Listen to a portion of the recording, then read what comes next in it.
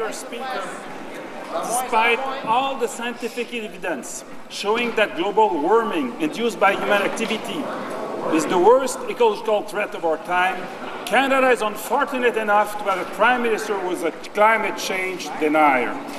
He even went so far as to write a fundraising letter a few years ago to raise money for his battle against Kyoto, and he wrote, "Kyoto is essentially a socialist scheme to suck money out of wealth-producing nations." Shame. Does the Prime Minister still agree with his wrong statement? Does he still agree with himself? Right Honourable the Prime Minister.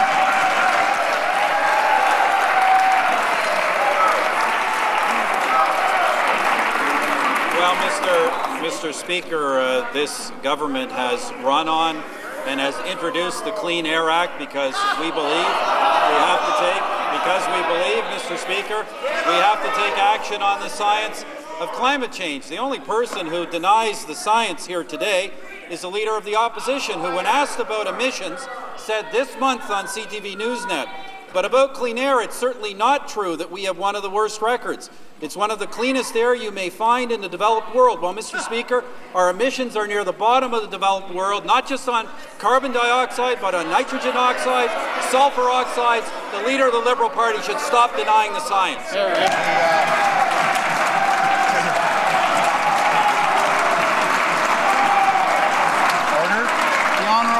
Leader of the Opposition. What a joke. Well, we'll try this in French, Mr. Speaker. In 2002, the Prime Minister stated what I quoted earlier. He said that climate change science was contradictory and speculative. But what is troubling is that last December 14th, 2006, he talked about so-called greenhouse gases. So this is a very simple question. Does he agree with what he said? Does he agree with what he said in 2002 and what he said on December 14th, 2006? The Right Honourable the Prime Minister. Once again, Mr. Speaker, this government has acted.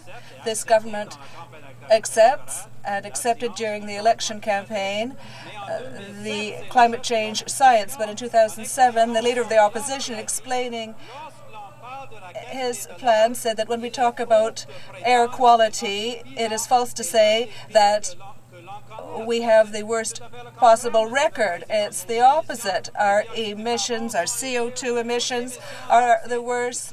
Our sulfur emissions, our nitrogen emissions are the worst, and the Leader of the Liberal Party should stop denying science.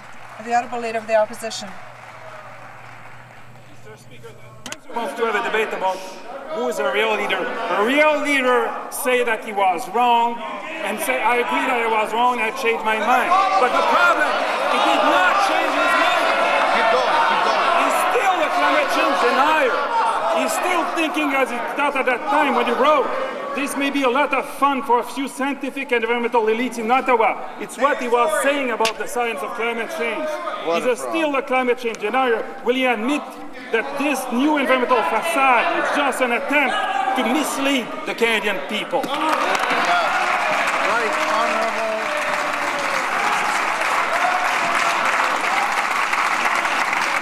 Order, please. The Right Honourable Prime Minister.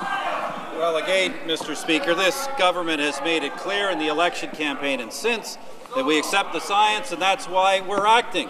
Mr. Speaker, once again, the only denier here, in his own words, is the Leader of the Opposition.